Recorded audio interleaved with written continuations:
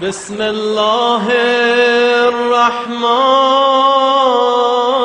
الرحيم.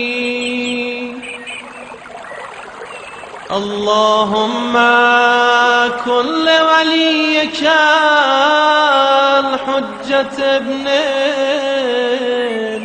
الحسن صلواتك عليه وعلى آبائه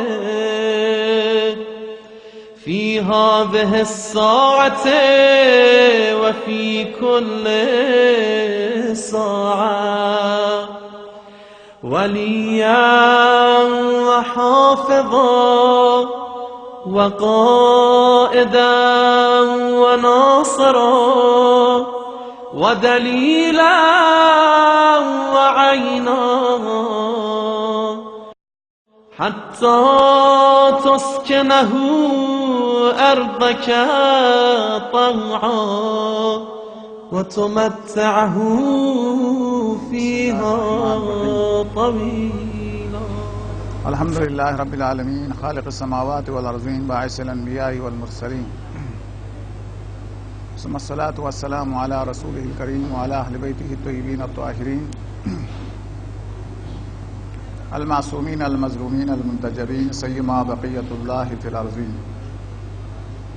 ولعنة الدائمة على أعدائهم أجمعين من أول ظلمهم إلى قيام يوم الدين. أما بعد فقد قال الحكيم في كتابه العظيم وهو أصدق الصادقين وقوله الحق. بسم الله الرحمن الرحيم. والعصر إن الإنسان لفي خسر إلا الذين آمنوا وعملوا الصالحات وتواصوا بالحق وتواصوا بالصبر. ایک بلند آواز سے صلوات پڑھ لیجیے. محمد و آل محمد اللهم صل علی محمد و آل محمد. بابرکت رات ہے، شب ولادت ہے، اور اپنے موضوع کے بارے میں بھی کچھ آپ کے سامنے بیان کرنا ہے. پھر امام علیہ السلام کی ایک حدیث اور اس کے بعد مختصر وقت ہے. ہمارا موضوع ہے خدا کی طرف سفر، خود سازی، خود شناسی کے بعد خود سازی.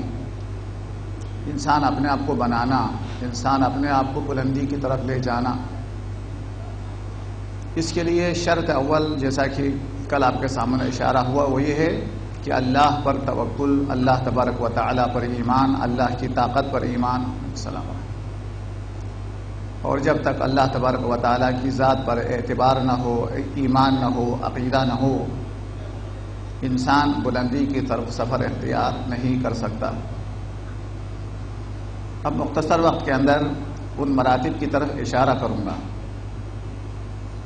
اللہ پر بھروسہ کرنے کے بعد، اللہ پر توکل کرنے کے بعد اگر انسان بلندی کی طرف سفر اختیار کرے تو پہلا جس مرحلہ سے انسان کا سابقہ پڑتا ہے وہ ہے نفس لوامہ.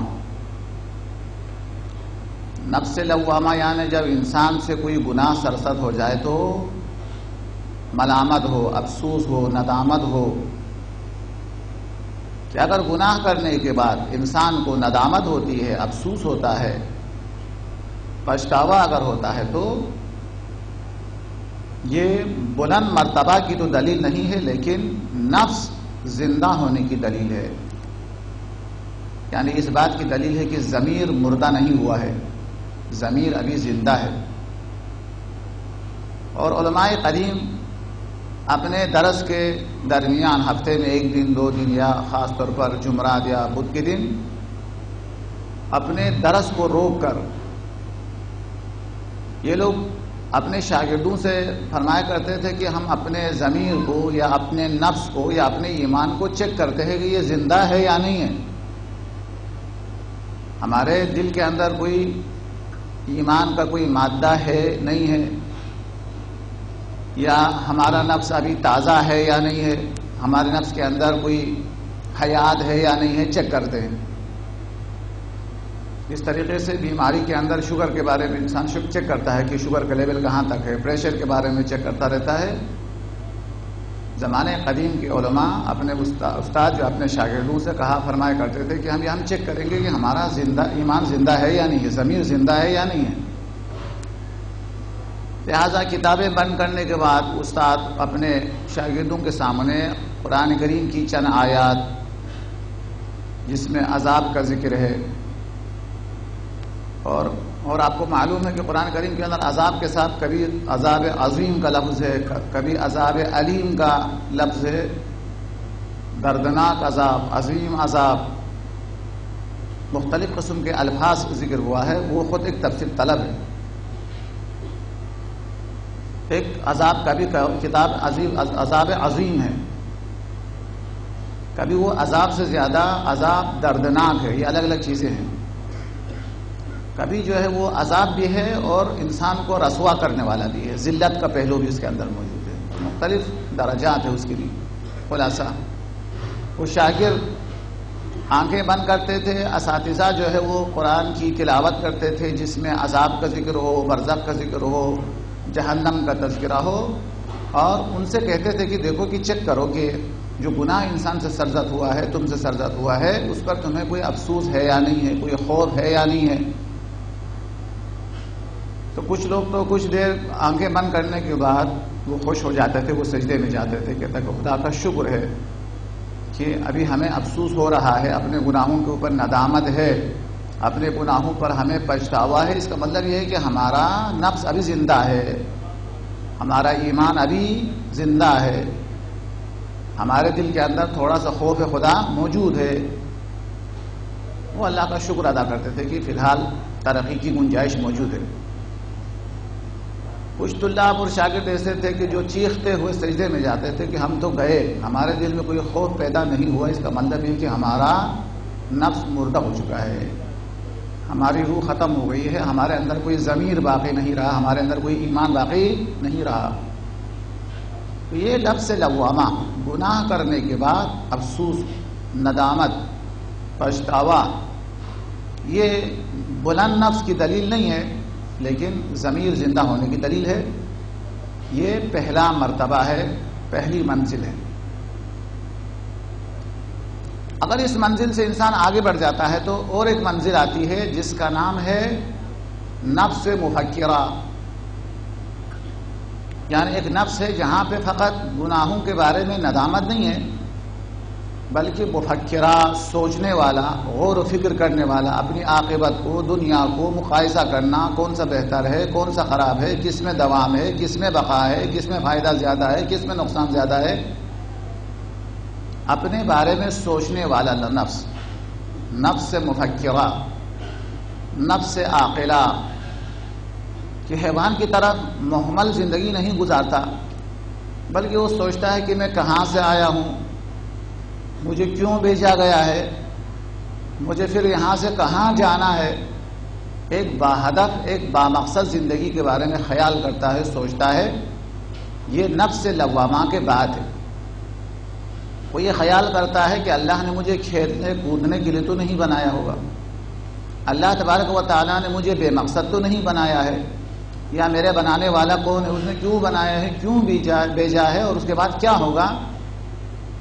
یہ دوسرا مرتبہ ہے جو اللہ تبارک و تعالیٰ اس شخص کو عطا فرماتا ہے جو پہلے مرحلے میں پاس ہوتا ہے، تو نفس مفکرہ، نفس عاقلہ، اپنے بارے میں، اپنے نفع کے بارے میں، اپنے نقصان کے بارے میں سوچنے والا نفس۔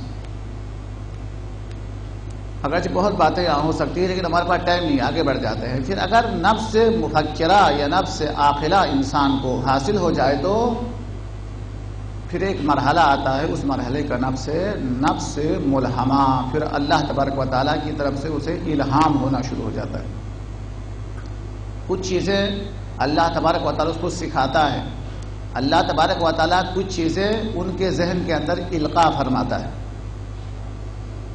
یہ اللہ سے قرب کی دلیل ہے، یہ ملکوت سے نزدیک ہونے کی دلیل ہے۔ دونوں قسم کی آیات موجود ہے۔ مثلا جن لوگوں کا سفر بلندی کی طرف ہے، سورہ فصلت کے اندر اللہ نے ارشاد فرمایا ان الذین قالوا ربنا اللہ ثم استقاموا، جو لوگ کہتا ہے کہ ہمارا رب تو اللہ ہے، ثم استقام، اس کے بعد استقامت دکھاتا ہے اور آگے بڑھتا ہے، تو خدا کہتا ہے عام انسان ہوتے بھی تتنزل علیہم الملائکہ، ان پر ملائکہ نازل ہوتا ہے، وہ ملکوت سے نزدیک ہوتا چلا جاتا ہے، وہ حیوانیت سے دور ہوتا چلا جاتا ہے، ملکوت سے قریب ہوتا چلا جاتا ہے۔ کہ وہ ملائکہ نازل ہو کے ان کو کیا کہتا ہے، اللہ تخافوا ولا تحزنوا، نہ گزشتہ واقعات پر تمہیں کوئی افسوس کی ضرورت ہے، نہ آنے والے حالات سے تمہیں ڈر کی ضرورت ہے کہ انہیں الہام کرتا ہے۔ اللہ سے مقرب ہونے والے انسانوں پر اللہ تبارک و تعالیٰ القاء فرماتا ہے، اللہ اس کو خطاب فرماتا ہے۔ سورہ جمعہ کے اندر کیا ہے؟ جب اللہ تبارک و تعالیٰ نے یہود و نصارہ کے بارے میں ارشاد فرمایا تو کہا قل یا ایھا الذین ھادوا، اے رسول آپ جا کے کہہ دے یہودیوں سے، یعنی ڈائریکٹ خطاب نہیں فرماتا بلکہ رسول سے کہتے ہیں آپ جا کے ان کو بتا دیجئے، درمیان میں قل کا لفظ ہے، آپ جا کے یہودیوں کو بتا دیں، یہ دور ہونے کی دلیل ہے۔ لیکن اس کے بعد دوسری اور تیسری آیت کے بعد خدا اہل ایمان سے خطاب فرماتا ہے تو یہ نہیں کہتا اے رسول آپ جا کے اہل ایمان سے کہہ دے یا ایھا الذین آمنوا اذا نودی للصلاۃ من یوم الجمعہ، اے ایمان لانے والو جب نماز جمعہ کے لیے بلایا جائے تو وہاں پہ لفظ قل کا لفظ نہیں ہے، چونکہ یہ ملکوت سے ایمان ملکوت سے نزدیک ہونے کی دلیل ہے، آسمانی مخلوقات سے نزدیک ہونے کی دلیل ہے۔ تو یہ ایک سفر ہوتا ہے، اس سفر کے اندر تیسرے مرحلے میں نفس ملہمہ اللہ تبارک و تعالیٰ سے اچھائی اور برائی کی تمیز اس کو پیدا ہو جاتی ہے۔ اس کو قرآن نے کیا کہا؟ وَمَن يَتَّقِ اللَّهَ يَجْعَل لَّهُ فُرْقَانًا، جس کے اندر تقوی پیدا ہوگا اس کے اندر اچھائی اور برائی کی تمیز پیدا ہو جائے گی، ورنہ اگر تقوی نہیں ہے، پرہیزگاری نہیں ہے، اس کے لیے ہر چیز ایک جیسی لگے گی۔ لیکن اگر تقوی اور پرہیزگاری آ جائے تو اچھائی اور برائی کی تمیز پیدا ہو جائے گی۔ یہ تیسرا مرحلہ ہے نفس ملہمہ، بلندی کی طرف جائے تو۔ اب پستی کی طرف جائے تو کیا ہوا؟ اگر انسان پستی کی طرف جانا شروع کرے، فجور کی طرف جانا شروع کرے تو قرآن نے اس کا بھی ذکر کیا ہے، ان الشیاطین لیوحون الی اولیائہم، جب وہ پستی کی طرف جاتا ہے تو شیطان اپنے دوستوں کے کان کے اندر آواز و سرگوشی کے ذریعے شیطان ان کے اوپر وحی کرتا ہے، یعنی ان کو سمجھانا شروع کرتا ہے۔ جو بلندی کی طرف جاتا ہے ان کو ملائکہ سمجھاتے ہیں، اور جو پستی کی طرف جاتا ہے اس کے بارے میں قرآن کہا ان الشیاطین لیوحون الی اولیائہم، شیطان بھی اپنے اولیاء اپنے دوستوں کو جو ان کے ساتھی ہے ان کو سمجھاتا ہے، ان تجادلوا، لڑائی کرو، جھگڑا کرو۔ شیطان کا پہلا کام ہوتا ہے لڑائی جھگڑا کرو، فساد کرو، فتنہ پیدا کرو، ہر بات میں اختلاف پیدا کرو، یہ شیطان ہے۔ اور اس کے بعد خدا کہتا ہے وَإِن تُطِيعُوهُ، اگر تم شیطان کی اطاعت کرو تو پھر تو تم مشرک ہے۔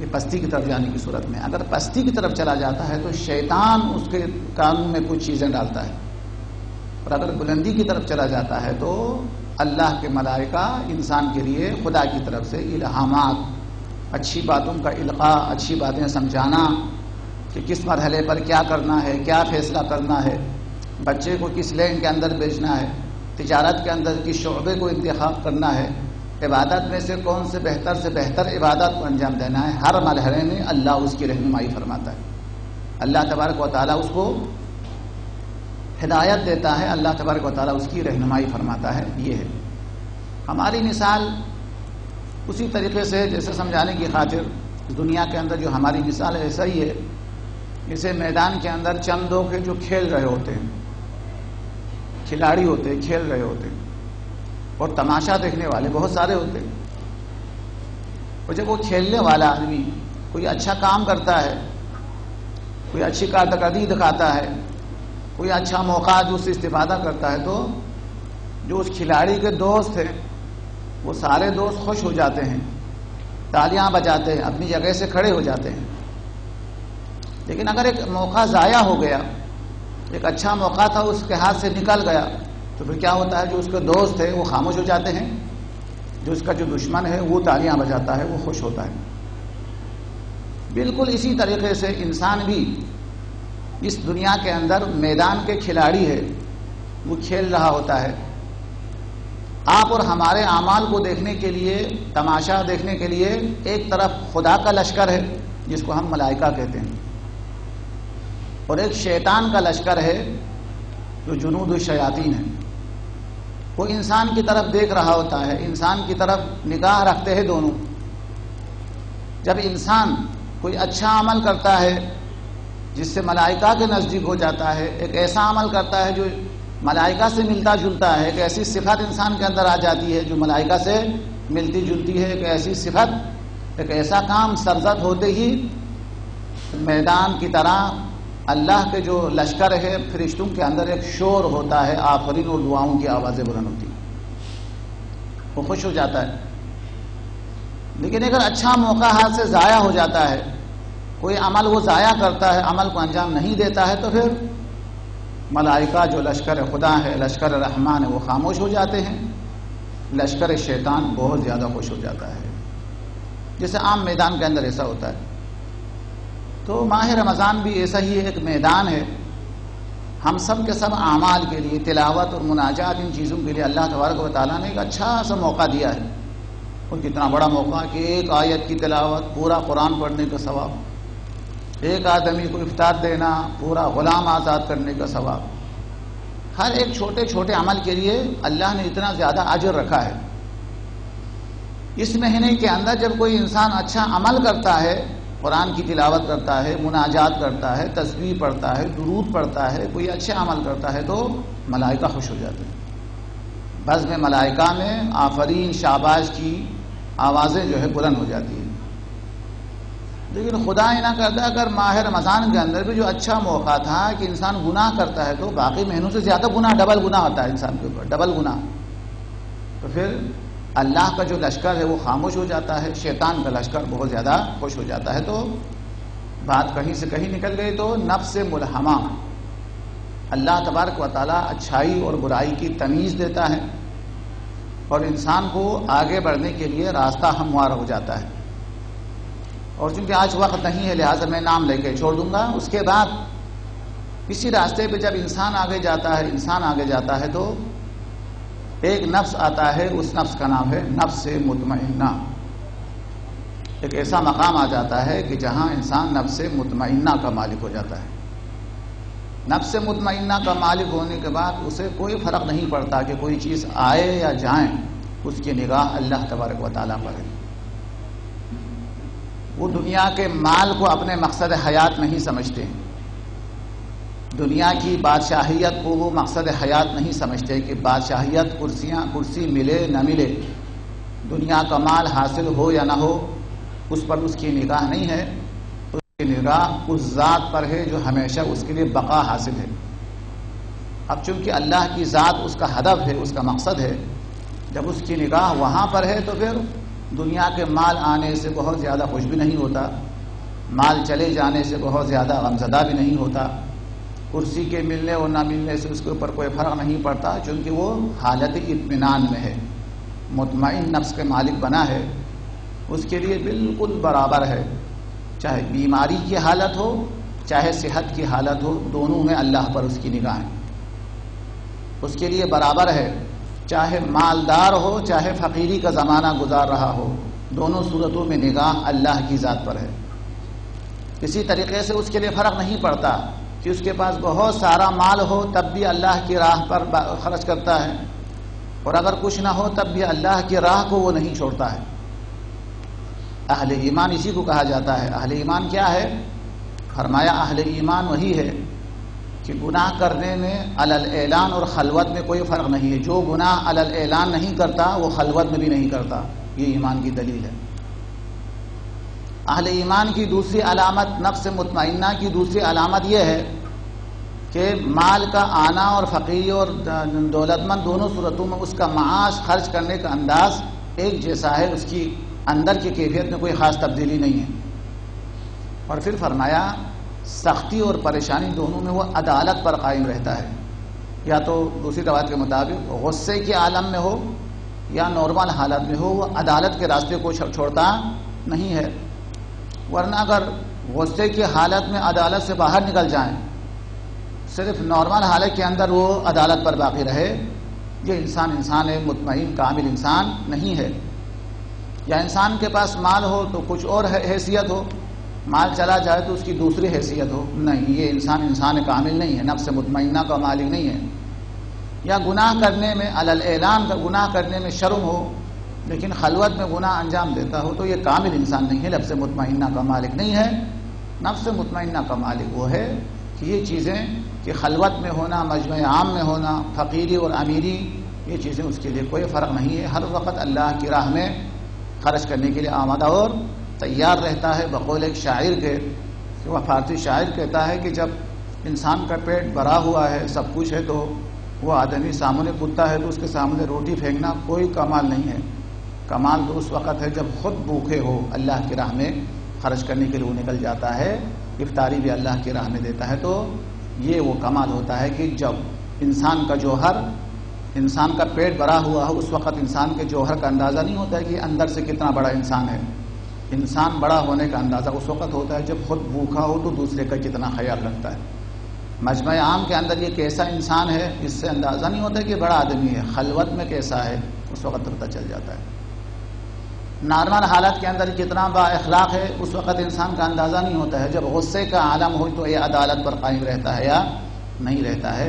یہ بہت جو ہے اہم ہے. تو خلاصہ کلام پھر دو مرحلہ اور بھی ہے، صرف نام لے کے رکھ دیتا ہوں. ایک ہے نفس مطمئنہ، ہر حالت میں مطمئن نفس کا مالک ہے. پھر اس کے بعد والا مرحلہ ہے نفس راضیہ، نہ فقط مطمئن ہے بلکہ جو حالات بھی خدا کی طرف سے اس حالات کے اوپر وہ راضی بھی ہے. رضا بقضائہ، ہر وقت کہتے ہیں اللہ کی ہر مصلحت پر، اللہ تبارک و تعالیٰ کے ہر حکم کے اوپر وہ راضی ہے، وہ خوشنود ہے. یہ مرحلہ ہے بندے کی طرف سے. جب یہ مراحل طے ہو جاتا ہے کہ نفس لوامہ سے نکل کر، مفکرہ سے نکل کر، مطمئنہ سے نکل کر، راضیہ سے نکل کر جب بلندی کی طرف چلا جاتا ہے، جب یہ اللہ تبارک و تعالیٰ کی ہر مشیت پر جب راضی ہو جاتا ہے، تو پھر آخری سند ہے نفس مرضیہ. نہ فقط یہ اللہ سے راضی ہے بلکہ اللہ تبارک و تعالیٰ بھی اس سے راضی ہے. راضیہ یعنی خود راضی ہے، مرضیہ یعنی اللہ تبارک و تعالیٰ بھی اس سے راضی اور خوشنود ہے. یہی وہ جملہ ہے جس امام علیہ السلام کی آج ولادت ہے، وہ بھی بار بار جناب جابر کے بارے میں فرمایا کرتے تھے. جابر کا جملہ وہی تھا جو آپ اکثر سنتے ہیں کہ مجھے تو امیری سے زیادہ فقیری بہت زیادہ پسند ہے. جب انسان امیر بن جاتا ہے خدا کو بلا دیتا ہے، جب فقیر رہتا ہے تو اللہ کو یاد کرتا ہے. مجھے تو صحت سے زیادہ بیماری بہت زیادہ پسند ہے، اس لیے کہ جب انسان بیمار ہو جاتا ہے تو اللہ کو صحیح معنی میں خدا کو یاد کرتا ہے. اللہ کو صحیح یاد کرنے والے کون ہیں؟ مریض اور بیمار. اسی وجہ سے روایات کے اندر کہا گیا ہے کہ جب تم کسی مریض کی عیادت کے لیے جائیں تو سرانے کے بجائے پیر کی طرف رہو، چونکہ اس کے اوپر وہ خدا سے نزدیک ہے، خدا کی رحمتیں اس پر بہت زیادہ ہیں. ممکن ہے کہ اس کی رحمتوں میں تمہیں بھی کوئی حصہ مل جائے. پیر کی طرف رہا کرو. اور یہ بھی روایت کے اندر موجود ہے کہ ہم تو کہتے ہیں کہ مریض سے ہم آپ کے لیے دعا کریں گے. روایات کے اندر آیا ہے مریض سے کہو آپ ہمارے لیے دعا کریں، چونکہ اس کا دل شکستہ ہے، اس کا دل ٹوٹا ہوا ہے، وہ اللہ سے زیادہ قریب ہے بنسبت ہے ہمارے، لہٰذا اس کی دعا ہمارے لیے زیادہ قبول ہے. سفر کے اندر بھی یہی ہے کہ انسان حالت سفر میں پریشان رہتا ہے. مسافر سے کہو کہ آپ ہمارے لیے دعا کریں کہ آپ اللہ سے قریب ہے. تو کہنے کا مطلب یہ ہے کہ جابر جب بار بار یہ کہا کرتے تھے کہ مجھے تو صحت سے زیادہ بیماری پسند ہے، مجھے غربت سے، امیری سے زیادہ غربت پسند ہے، تو امام حسن مجتبیٰ صلوات اللہ وسلام علیہ بار بار ارشاد فرمایا کرتے تھے کاش جابر ایسا نہ کہتا، جابر کو ایسا کہنا چاہیے تھا. ہم اللہ کی رضا کے اوپر خوش ہیں. اللہ اگر ہمیں دولت مند بنانا چاہے تو دولت پر خوش ہے، اور اگر اللہ ہمیں فقیر رہنا چاہے تو دولت کے برابر فقیری پر بھی ہم خوش ہیں. اللہ تبارک و تعالیٰ اگر ہمیں صحت دینا چاہے تو صحت پر خوش ہیں، اور اللہ تبارک و تعالیٰ بیمار کرنا چاہے تو بیماری بھی پر اتنا ہی خوش ہے جیسا صحت کے اوپر خوش ہے. نعمتیں اللہ تبارک و تعالیٰ دیتا ہے، وہ بھی ایک نعمت ہے. اللہ تبارک و تعالیٰ کوئی نعمت چھینتا ہے تو اس کے اندر بھی کوئی مصلحت ہوتی ہے، وہ بھی اللہ تبارک و تعالیٰ کی نعمت ہے. اگر ایک نگاہ سے دیکھے تو اللہ تبارک و تعالیٰ کی تمام مخلوقات ایک نعمت کو زمرے کے اندر شامل ہو جاتے ہیں. تو امام حسن علیہ السلام کی ولادت کی شب ہے، ولادت کا روز ہے. امام معصوم کی عظمت بہت زیادہ عظیم ہے. ایک صلوات پڑھے محمد و آل محمد.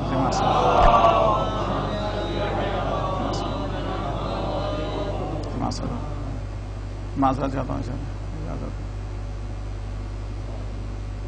حج آغا بھی تشریف لائیں. اللہ تب دعا ہے اللہ تبارک و تعالی ان کو اور ان کی تمام اولاد کو صحت و سلامتی عطا فرما دے، ان کو مزید خدمت دین کرنے کی توفیق عطا فرما دے. تو سب سے پہلے تو میں امام علیہ السلام کی ولادت کے حوالے سے آپ کو مبارکباد پیش کروں گا. امام معصوم علیہ السلام ان کا مرتبہ بہت بلند ہوتا ہے. انشاءاللہ اس کے بعد کے درس کے اندر میں آپ کو تھوڑا سا اشارہ کر کے بیان کروں گا.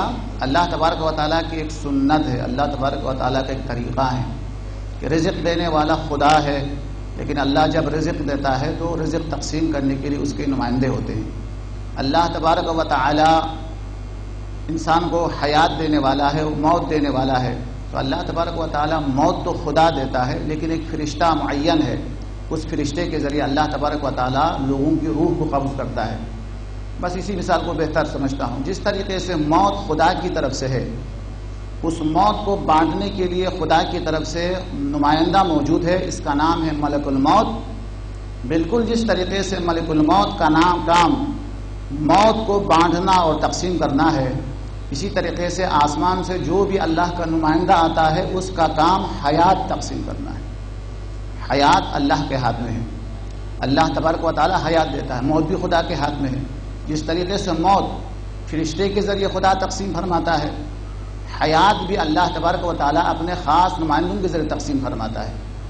اسی لیے جو اللہ کا نمائندہ جو آسمان سے زمین پر تشریف لائے ہیں, ان میں سے بہت سارے انبیاء نے انسانوں کے سامنے ظاہری حیات تقسیم کی ہے. پتا چلا اس بستی کی ہلاکت کا عرصہ گزر گیا ہے, دعا کی, نبی نے اس بستی کو دوبارہ زندہ کر دیا, حیات بانٹ دی. جناب ابراہیم علیہ السلام نے پرندوں کے درمیان خدا کے اذن سے, خدا کی اجازت سے حیات تقسیم کر دی. اور اسی طریقے سے حضرت عیسیٰ علیہ السلام لوگوں کے درمیان جو مرے ہوئے لوگ تھے ان کو حیات تقسیم کرتے رہے. یہ ظاہری حیات ہے, یہ ظاہری حیات ہے. جس طریقے سے یہ انبیاء ظاہری حیات تقسیم کرتے ہیں, اسی طریقے سے اللہ کی طرف سے آنے والا ہر نمائندہ حیات تقسیم کرنے کے لیے آتے ہیں. ان کا پیغام در حقیقت حیات کا پیغام ہے. وہ جہالت موت ہے. انبیاء اور خدا کے نمائندے علم تقسیم کرتا ہے, علم کا دوسرا نام حیات ہے. انسان کفر کے اندر مر جاتا ہے تو کفر ایک ہلاک ہے, موت ہے. کفر سے نجات دینا در حقیقت حیات بانٹنے کے برابر ہے. اسلام کی دعوت در حقیقت حیات کی دعوت ہے. لہٰذا حضرت آدم سے لے کر خاتم تک, اور جب نبوت اور رسالت کا سلسلہ ختم ہونے کے بعد جتنے ائمہ معصومین علیہ السلام دنیا میں تشریف لائے ہیں اور آج زندہ ہیں, ان تمام کا کام ہے لوگوں کے دلوں کو حیات دینا. ایک تو ہوتا ہے ظاہری بصارت دینا, ایک ہوتا ہے ظاہری بصارت تو ہم دیتے ہیں, اس کے علاوہ اندر کی بصیرت بھی تقسیم کر دینا. انبیاء علیہ السلام خدا کے نمائندوں کا کام حیات تقسیم کرنا ہے. تبھی تو وہ تلوار چلاتے ہی نہیں ہیں مجبوری کے علاوہ. جب تلوار چلاتے بھی ہے تو دیکھتے ہیں کہ قیامت تک ان کی نسل میں کوئی اہل ایمان تو آنے والے نہیں ہیں. یہ قیامت تک کوئی اہل ایمان آنے والا ہے یا نہیں ہے, اس کے بعد کی دلیل ہے کہ وہ یہ بتانا چاہتے ہیں کہ ایمان حیات ہے, لہٰذا جہاں حیات ہے وہاں تلوار نہیں چلتی ہے. تو یہ سب کے سب حیات تقسیم کرنے والے ہیں. دنیا کے اندر آتے ہیں ہمارے درمیان حیات تقسیم کرنے کے لیے, علم تقسیم کرنے کے لیے آتے ہیں, علم کا دوسرا نام حیات ہے. اور کفر سے نکالنے کے لیے آتے ہیں, کفر موت ہے, اور اسلام ایک حیات ہے, پیغام ابدی دینے کے لیے ہے. انبیاء آپ اور ہم سے کیا کہتے ہیں, جو قرآن نے کہا بل تؤثرون الحیات الدنیا, کس کا اثر زیادہ ہوتا ہے, دنیا کی حیات کے اوپر, دنیا کی زندگی کے اوپر انسان عاشق ہوتا ہے. تو اللہ تبارک و تعالیٰ کہتا ہے والآخرۃ خیر وابقیٰ. یہ حیات تقسیم دنیا کی حیات ہے, دنیا کی حیات کے مقابلے میں آخرت کی حیات اور نعمتیں سب کا سب خیر بھی ہے اور ابقا بھی ہے. ان ھذا لفی الصحف الاولیٰ, یہی تمام صحیفوں کا خلاصہ ہے. صحف ابراہیم و موسیٰ, ابراہیم اور موسیٰ پر جتنے صحیفے نازل ہوئے ہیں ان تمام کا خلاصہ یہ ہے کہ دنیا کی زندگی نہیں ہے, اصلی زندگی مرنے کے بعد شروع ہو جاتی ہے. یہ کوئی زندگی ہے جہاں زبان مشکل سے بولتی ہے, زندگی تو وہ ہے جہاں انسان کے ہاتھ بھی بولنا شروع کرے, انسان کے پاؤں کے اندر بھی بولنے کی طاقت ہو, جگہ بھی بولنا شروع کرے, قرآن بھی شکایت کرنا شروع کرے, حجر اسود بھی گواہی دینے کے لیے وہاں پہ آ جائیں, جہاں جہاں مجلسوں میں جہاں نماز پڑھی ہے مسجدوں میں وہ گواہی دینے کے لیے آئیں, اور جہاں جہاں انسان سے گناہ سرزد ہوا ہے وہ جگہ بھی بولنا شروع کریں. اور جس زمانے ہر چیز کے اندر بولنے کی صلاحیت, ہر ایک کے اندر ایک شعور روایت کے اندر موجود ہے. قیامت کے دن انسان تو انسان، وہاں رہنے والوں کا شعور کا اندازہ کون لگا سکتا ہے کہ جب انسان کے دل کے اندر کسی میوے اور پھل کو کھانے کی خواہش پیدا ہوگی، اشارے کے بغیر جنت کے درخت میں اتنا شعور ہوگا کہ وہ جھک کر انسان کے منہ کے سامنے آ جائے گا، اتنا شعور ہوگا، اتنی بلندی ہوگی۔ جنت کو سمجھنا دور کی بات، آپ زمانے کے امام جب ظاہر فرمائیں، اس کے بعد جو حکومت ہے اس کے اندر رہنے والے لوگوں کا جو شعور ہے، ان کا شعور کتنا بلند ہوگا، ان کی ذہنی اور فکری سطح کس حد تک بلند ہوگی، اگر آپ ان کو بھی پڑھیں، ان کے بارے میں تھوڑا اندازہ لگائے تو پھر اس بات کو سمجھنا ہم سب کے لیے بڑا آسان ہے کہ انسان یہ سمجھے کہ جتنے انبیاء ہیں، جتنے ائمہ علیہم السلام ہیں، اس سے وابستہ رہنا اس لیے ضروری ہے، جن کو حیات چاہیے وہ ان سے وابستہ رہیں گے۔ اس لیے تو کہا کہ جو اپنے زمانے کی امام کی معرفت نہیں رکھتا ہے وہ جاہلیت کی موت مرتا ہے، کیونکہ وہ جو سرچشمہ جو جہاں سے حیات ملتی ہے، جو حیات تقسیم کرنے والے ہیں، جو حیات بانٹنے والے ہیں، اس چشمے سے وابستہ نہیں ہے تو وہ جہالت کی موت ہے۔ تو وہ دنیا سے جاتا ہے تو بھی جہالت کی موت ہے، زندہ رہتا ہے تو جہالت کی حیات ہے۔ لہٰذا جو اصل حیات ہے وہ ائمہ معصومین علیہ السلام سے وابستہ ہیں، اللہ کے نمائندوں سے وابستہ ہے۔ اللہ تبارک و تعالیٰ سے ہماری دعا ہے ان تمام سرچشمے ہدایت سے وابستہ رہنے کی توفیق عطا فرما۔ اس طریقے سے ان کی ذات کے اندر حیات ہے، ان کے کلام میں بھی حیات ہے، ان کی سیرت میں بھی حیات ہے، ہر چیز میں حیات ہے۔ خدا ہے ان کے کلام کو سمجھنے، ان کو سننے کی توفیق عطا فرما۔ اللہ تبارک و تعالیٰ سے ہماری دعا ہے، اے خدا، دنیا کے ظاہری بادشاہوں کا ایک طور طریقہ ہے کہ خوشی کے موقع پر کچھ کو قید سے آزاد کرتے ہیں اور کچھ لوگوں کی سزا میں تخفیف کرتے ہیں۔ خدا، یہ زہرائے مرضیہ کے گھر میں پہلی خوشی ہے، یا علی کے گھر میں پہلی خوشی ہے، یہ رسول اللہ بہت خوشیاں ہیں۔ خدا ہے تجھے واسطہ ہے اپنے حبیب کا، تجھے واسطہ ہے زہرائے مرضیہ کا، تجھے واسطہ ہے مولا کائنات کا، ہم سب تیرے گناہگار بندے، ہم سب کو گناہوں کے زنجیر سے ہمیں آزادی عطا فرما دے، نفس امارہ سے ہمیں آزادی عطا فرما دے، جہنم کی آگ سے ہمیں نجات عنایت فرما دے۔ تیری مناجات اور تیری عبادات میں جو لذت ہے اس کا ایک حصہ ہمیں بھی عطا فرما دے۔ اس مقدس مہینے کے اندر زیادہ سے زیادہ اعمال کرنے میں ہماری مدد فرما دے، ہمارے تمام مرحومین کی مغفرت فرما دے، تمام اہل ایمان کو حفظ و سلامتی عطا فرما دے، تمام مقدس مقامات کی خاص طور پر روزے زینب کبریٰ اور حضرت سکینہ کے روزے کی حفاظت فرما، دشمنان اسلام کو تباہ و برباد و ذلیل و خوار فرما، ان کی جمعیتوں کو پراکندہ فرما، ان کے اوپر اپنے قہر اور عذاب کو نازل فرما، ان کے اوپر بڑے سے بڑے ظالم کو مسلط فرما۔ خدا ان سے ہمدردی رکھنے والے، ان کی مدد کرنے والے، خدا ان تمام کو اگر قابل ہدایت نہیں ہے سب کو نابود فرما دیں انشاءاللہ۔ خدا ان تمام مظالم کے انتقام کے لیے آخری حجت کو اس نے ظہور عطا فرما اور ہم سب کو ان کے مخلص انصار میں شامل فرما۔